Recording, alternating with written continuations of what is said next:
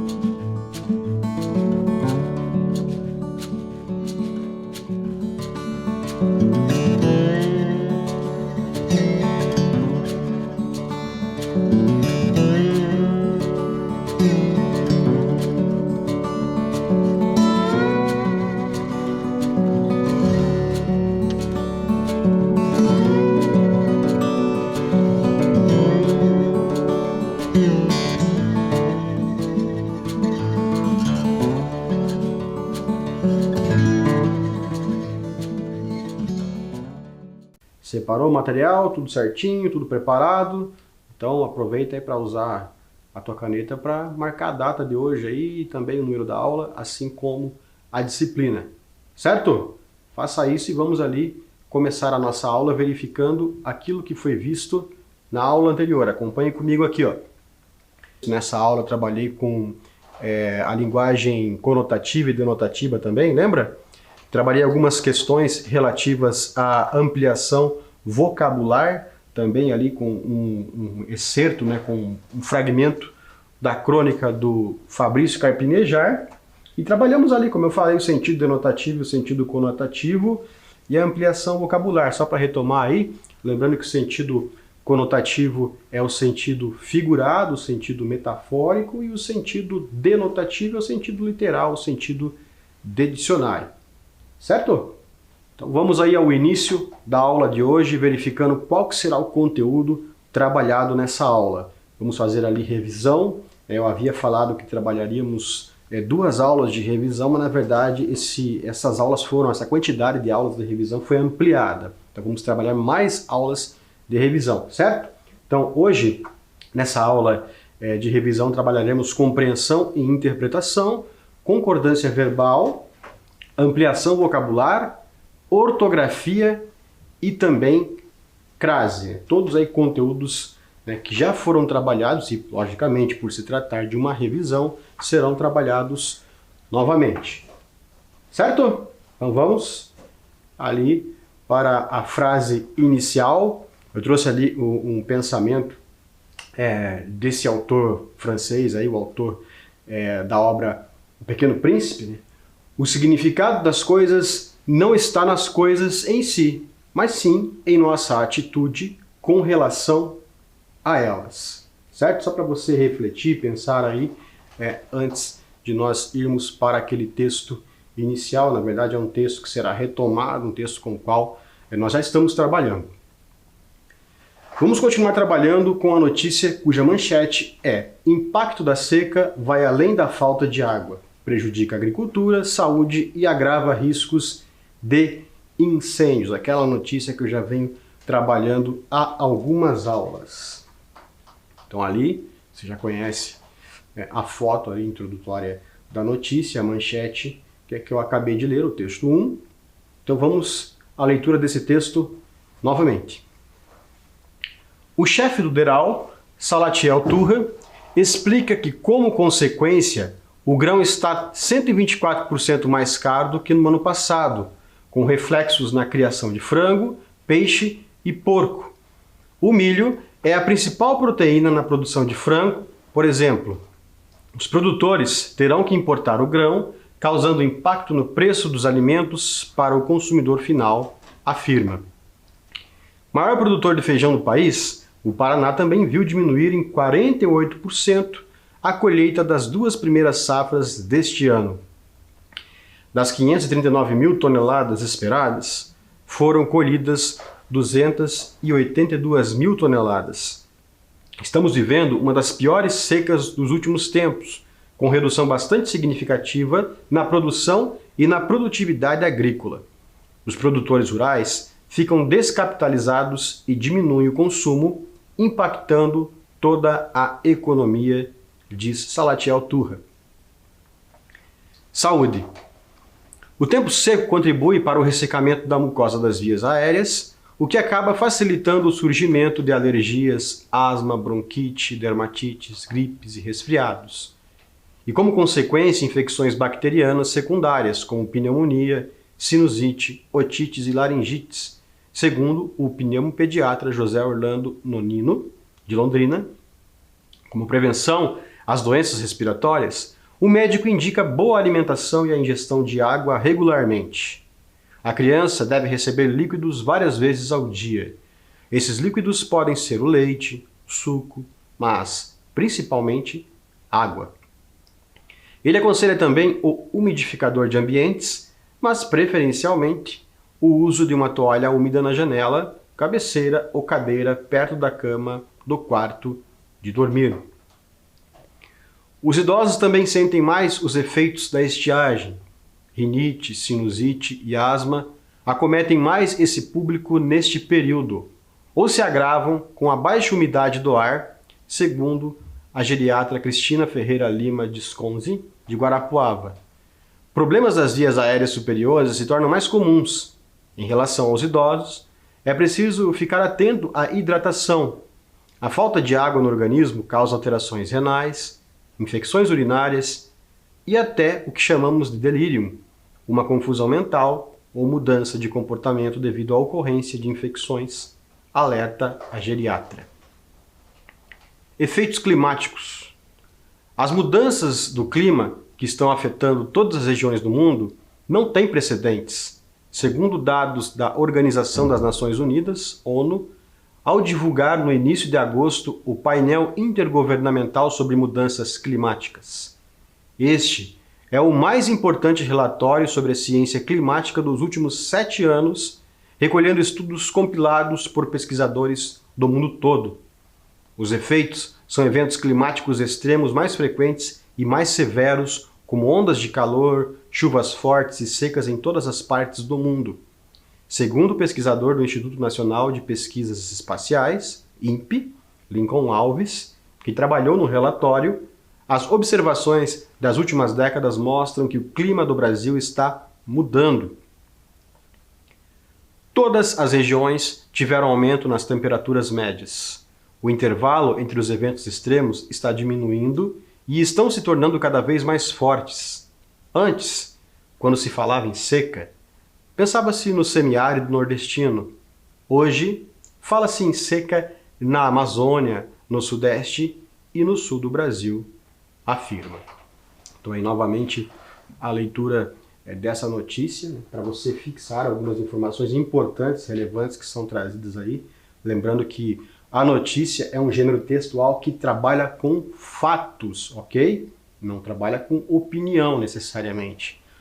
O foco principal da notícia é o fato jornalístico e tudo que foi trazido ali é fruto de pesquisa, de comprovação científica, certo? Tudo passou por esse crivo.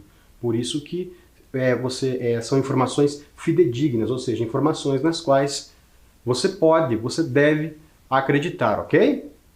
Então vamos dar prosseguimento à aula. Agora vem aí a sequência de questões, né, com as quais nós trabalharemos, questões aí que serão usadas para nossa revisão. Agora é com você. Vamos à primeira questão ali.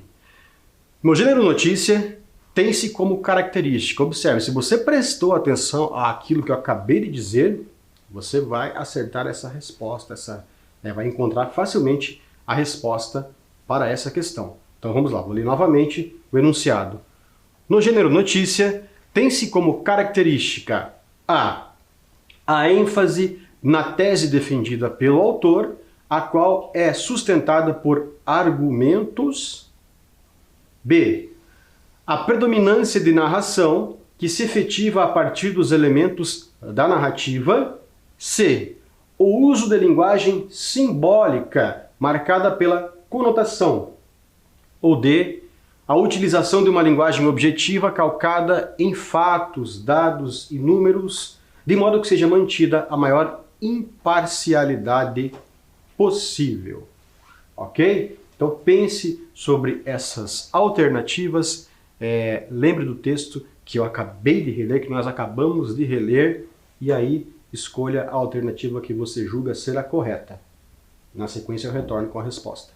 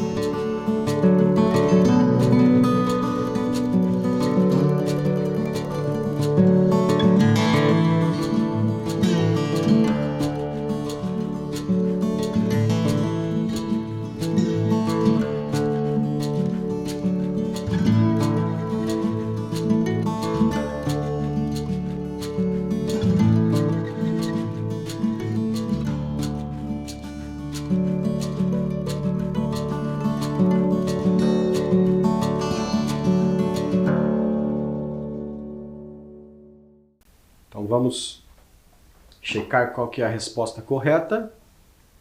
Então lá, alternativa D, a utilização de uma linguagem objetiva calcada em fatos, dados e números, de modo que seja mantida a maior imparcialidade possível. Então ali veja que o texto que eu acabei de ler, que nós acabamos de ler, o texto jornalístico, a notícia, trabalhou com essa linguagem objetiva, ou seja, com essa linguagem fácil de ser entendida, com essa linguagem clara, sem palavras aí muito rebuscadas, né, sem utilização de figura de linguagem. Né? A notícia normalmente não faz isso, não usa esse recurso, ela é o mais objetivo possível. Então eu trouxe para vocês fatos, né, acontecimentos, né, que estão sendo comprovados aí pela ciência, por órgãos de pesquisa. Eu trouxe dados que esses órgãos apresentaram, números. Né? Então, de modo que seja mantida a maior imparcialidade possível. O que seria imparcialidade? Seria aí a ausência de opinião, a ausência de viés. É claro que não existe, por assim dizer, notícia totalmente isenta de viés. Né? Sempre há um quê de viés ali, mas né, não deve ter, não deve haver, não deve ser o foco da notícia. A notícia precisa se preocupar com relatar o fato. O que aconteceu, simplesmente isso, ok?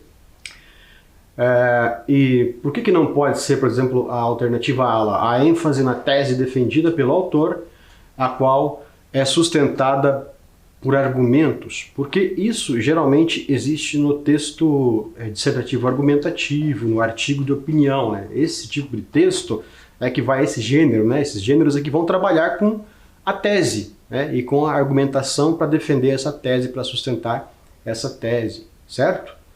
Portanto, esses tipos de texto, esses gêneros de texto vão ter opinião, não é o caso da notícia.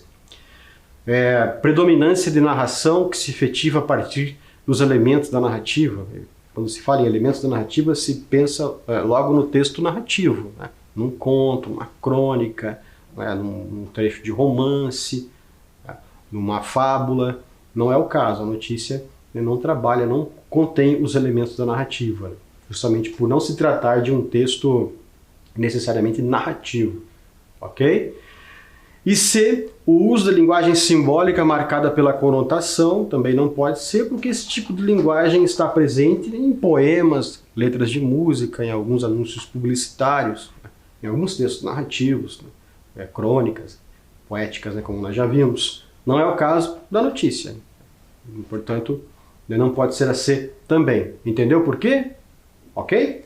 Então vamos adiante para a nossa próxima questão. Agora a questão de número 2. A palavra em destaque no fragmento exprime a ideia de que A. Todos os líquidos citados são de igual forma importantes. B. Um dos líquidos se destaca no que toca à importância. C. O leite é o líquido mais importante. Ou D. O suco é o líquido mais importante. Então vamos ali à leitura do fragmento. Acompanhe comigo. A criança deve receber líquidos várias vezes ao dia. Esses líquidos podem ser o leite, o suco, mas principalmente água. Então você vai observar a leitura do fragmento como um todo e principalmente a palavra principalmente, certo?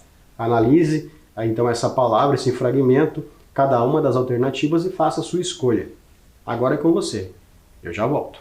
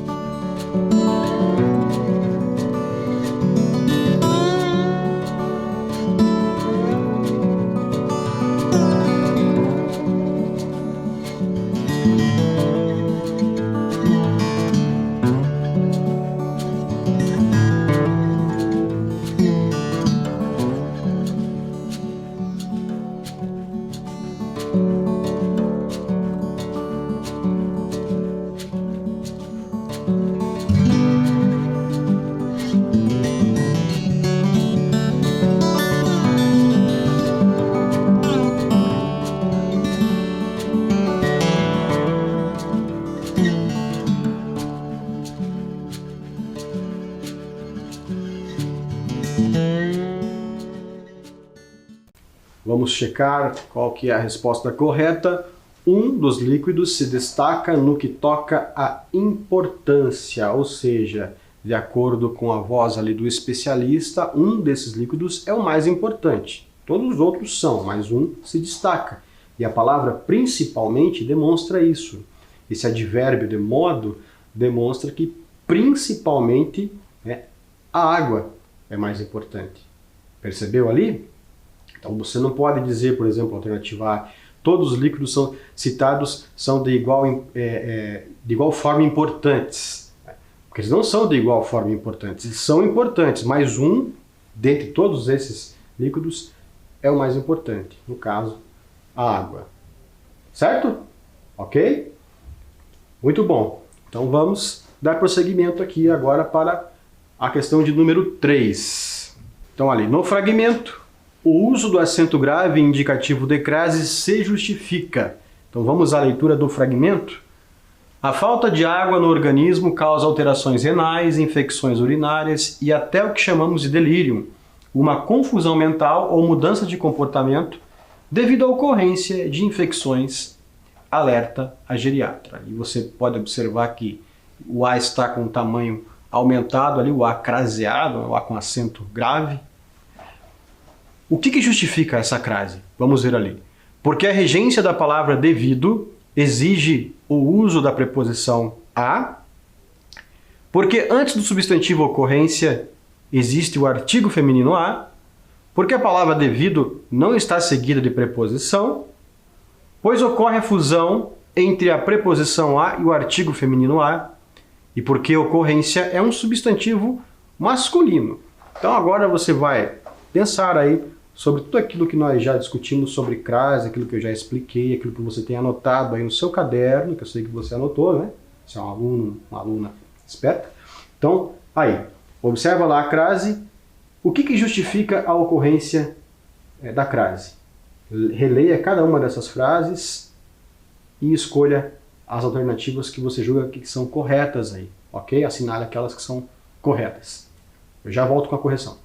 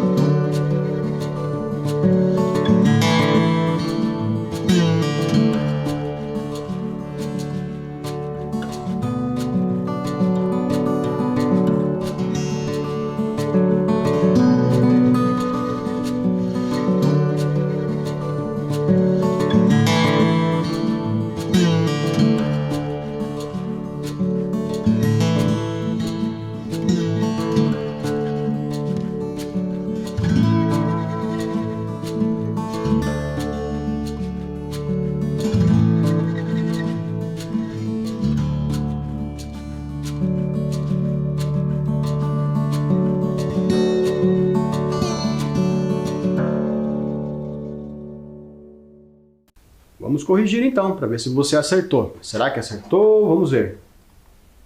Ali. Porque a regência da palavra devido exige o uso da preposição a. Procede, é isso mesmo, devido a. Devido a. Tem ali o a, que é uma preposição. Percebeu? Ali agora, porque antes do substantivo ocorrência existe o artigo feminino a. Será que procede? Ocorrência é um substantivo feminino? Ou é ocorrência? Será? Vamos ver. Isso mesmo, né? É a ocorrência, né? Ocorrência é um substantivo feminino. Então percebeu a presença agora do artigo feminino ali? A junção dos dois, ó. A preposição a mais o artigo feminino a. A fusão dos dois, porque crase significa isso, fusão, originou esse a com crase. Percebeu?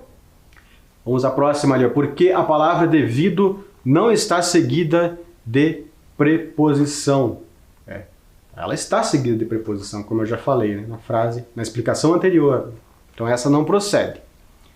Pois ocorre a fusão entre a preposição a e o artigo feminino a. Pô, professor, agora ficou fácil, né? Ficou fácil. Sim, acabei de explicar. E porque ocorrência é um substantivo masculino. Também já falei sobre isso. Será que ocorrência é um substantivo masculino?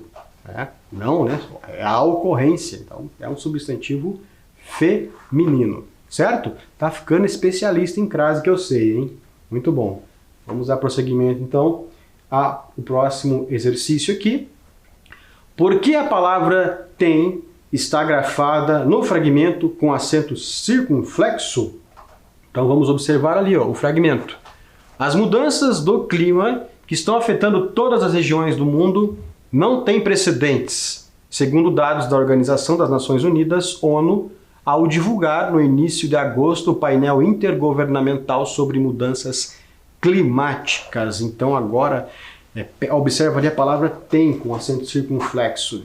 O que que justifica? O que que você acha que justifica a palavra tem com circunflexo? Porque tem circunflexo e também não tem circunflexo. Poxa, professor, agora ficou difícil. Ou seja, você pode escrever tem sem circunflexo e você pode escrever tem com circunflexo, certo?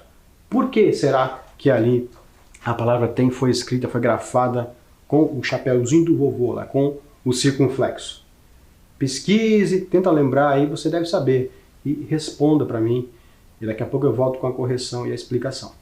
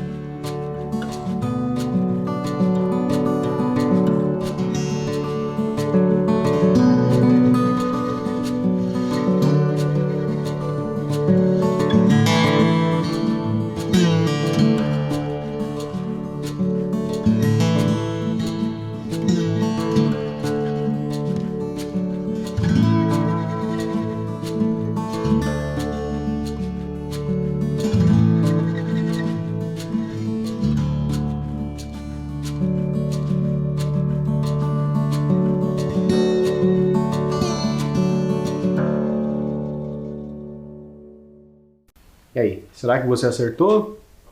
Vamos verificar então a explicação. Sobe a resposta. Aí. Porque ela está no plural, flexionando de acordo com o sujeito as mudanças do clima. Você percebeu que o sujeito do verbo ter é as mudanças do clima? Percebeu que esse sujeito está no plural? Se ele está no plural, o verbo tem que concordar com o sujeito, de acordo com aquela regrinha básica de concordância verbal, então tem que colocar circunflexo. Ah, professor, então é isso? Quando tem, se refere a um sujeito no plural, ele tem que estar com acento circunflexo? É isso, sempre. Ah, então, professor, se o sujeito estiver no singular, o tem fica sem o circunflexo? É isso mesmo. Essa é a diferença. Plural, circunflexo. Singular, sem circunflexo. Ficou claro, né? Muito bom. Vamos então adiante. A questão de número 5. A palavra precedentes denota que. Então vamos ali ao fragmento.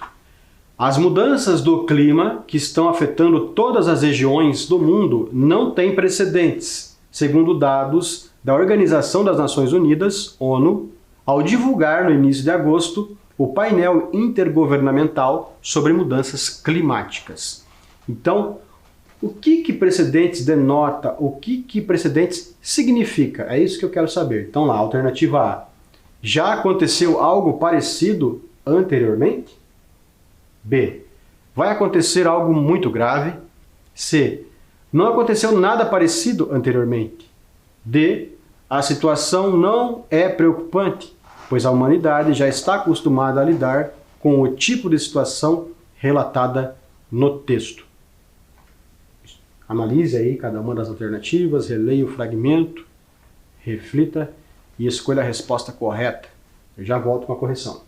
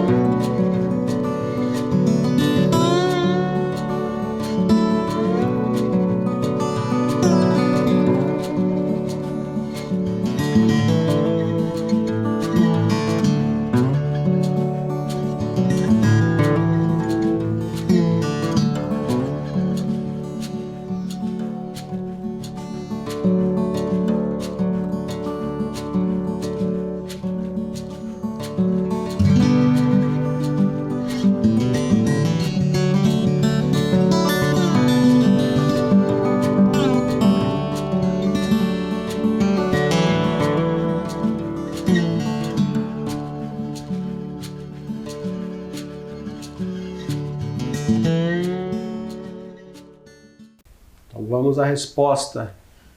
Então ali, ó, C, não aconteceu nada parecido anteriormente. Isso que significa, né, sem precedentes, quer dizer, algo inédito, algo nunca visto antes. Ok? Aliás, antes de trabalhar as próximas questões, eu quero falar com você sobre esse aspecto aí, sobre essas duas palavras que causam muita confusão. Tem muita gente que ainda não sabe utilizá-las corretamente, porque elas são muito parecidas, não é verdade? Ainda mais na fala. Na escrita ainda percebe-se que uma tem o i e outra não, mas na fala, muitas vezes, elas se confundem.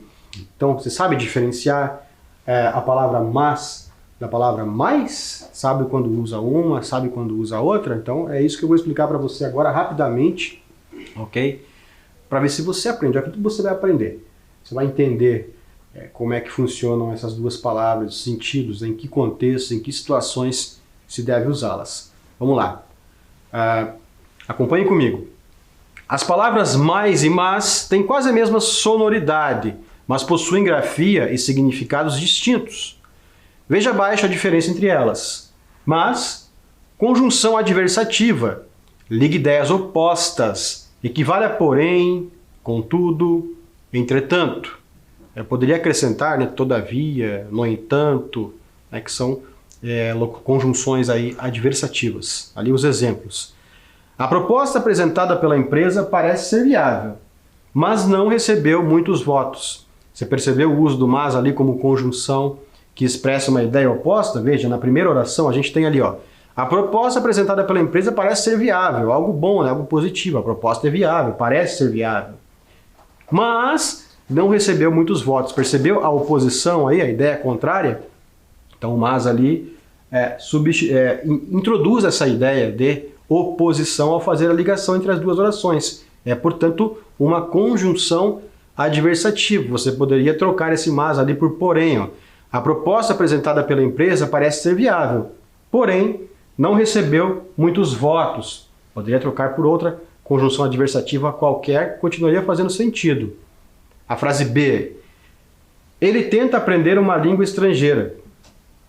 Então ali há a tentativa, há algo positivo, né? A tentativa, mas não consegue. Então veja ali a oposição, percebeu a oposição? A ideia expressa na primeira oração, o mas ali de novo, expressando essa ideia aí de oposição, de adversidade. Notou a diferença? Vamos agora verificar ali o mais. Mais funciona como advérbio de intensidade, opõe-se a menos. E também pode ser usada para listar ideias, itens ou argumentos. Exemplos. A. É um dos países mais miseráveis do planeta. Perceba que o mas ali, ó, é o oposto de menos, eu poderia dizer. É um dos países menos miseráveis do planeta. Percebeu? O mais, ali acrescentando uma ideia de intensidade, é um dos países mais miseráveis do planeta. A B. Ele foi o garoto que mais tentou. Ainda assim, não conseguiu vencer o desafio. Então perceba ali o mais de novo. Ele foi o garoto que mais tentou. Ok? Poderia trocar por menos. Ele foi o garoto que menos tentou. Só que daí a continuação da frase não faria sentido. Ok? Só faz sentido com o mais ali. Percebeu então essa diferença? A C ali, o aluno não entregou o trabalho e não apresentou justificativa. E mais, não compareceu à prova, acrescentando uma ideia de item, né? Um item a mais aí na ideia, na frase ali. O aluno não entregou o trabalho e não apresentou justificativa. E mais, né? Não compareceu à prova. Em nenhum desses casos aqui você poderia usar o mas. Né? Jamais. Não faz sentido você usar o mais nesse contexto que eu acabei de explicar aqui. Ok? Então só para a gente retomar rapidamente. Mas, sem o i, mas, é uma conjunção usada para ligar duas orações e expressar a ideia de oposição. Equivale a porém, a todavia, contudo, entretanto, no entanto. Na oralidade, a expressão só que também expressa essa ideia de oposição. Mas com i, mais, é um advérbio de intensidade, né? Também é uma expressão usada para indicar quantidade e assim por diante. Então há uma diferença, na verdade, bastante grande de sentido entre as duas palavras, ok? Então vamos verificar aí se você prestou atenção, se você entendeu. A questão de número 6. Explique os usos das palavras mas e mais no fragmento abaixo. Então nós temos ali o fragmento que eu retirei do texto. Vamos ler ali, ó. Ele aconselha também o umidificador de ambientes, mas preferencialmente o uso de uma toalha úmida na janela, cabeceira ou cadeira perto da cama de quarto de dormir. Os idosos também sentem mais os efeitos da estiagem, rinite, sinusite e asma, acometem mais esse público neste período, ou se agravam com a baixa umidade do ar, segundo a geriatra Cristina Ferreira Lima Disconzi de Guarapuava. Então eu quero que você agora explique para mim ali, né, a utilização dessas duas palavras, ok? Vou deixar um tempinho para você fazer isso e eu já retorno.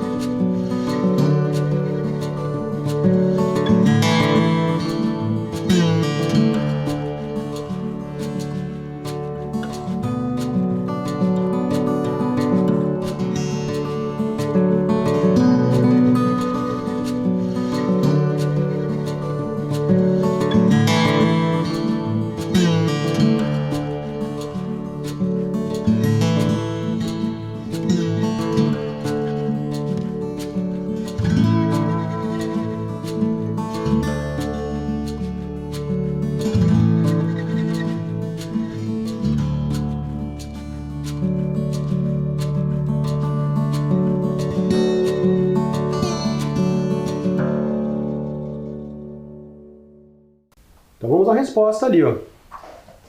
Mas é uma conjunção adversativa que está ligando as orações ele aconselha também o umidificador de ambientes e, preferencialmente, o uso de uma toalha úmida na janela, cabeceira ou cadeira perto da cama do quarto de dormir.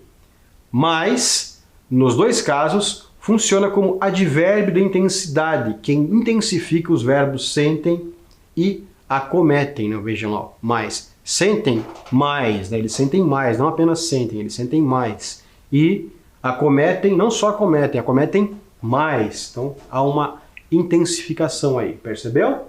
Ok? Joinha então. Então essa é a explicação de utilização das duas palavras aí.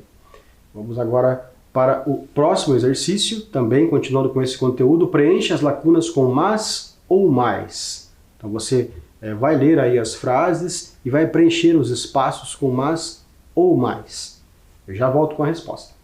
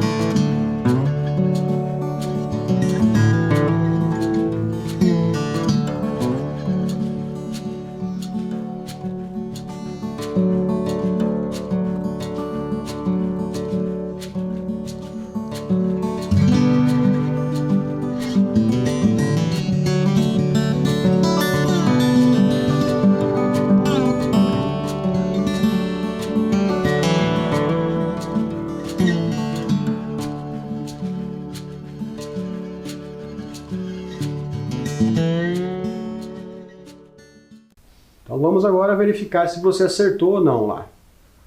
A criança deve receber líquidos várias vezes ao dia. Esses líquidos podem ser o leite, o suco, mas principalmente água. Problemas das vias aéreas superiores se tornam mais comuns. Este é o mais importante relatório sobre ciência climática dos últimos 7 anos, recolhendo estudos compilados por pesquisadores do mundo todo. Ok? Acho que você acertou, né? Muito bom. Agora vamos para a última questão de hoje. A locução verbal em destaque expressa ideia de que? Então ali você vai ler o fragmento e vai analisar aquela locução verbal que está ali, destacada com cor diferente, tamanho diferente, né? Está mudando, ok? Ela expressa a ideia de que a ação aconteceu no passado, B, de que a ação acontecia no passado, C, de que a ação ainda irá ocorrer em um futuro não distante, ou D, a ação está em curso na atualidade. Ok? Escolha a resposta correta e eu já retorno.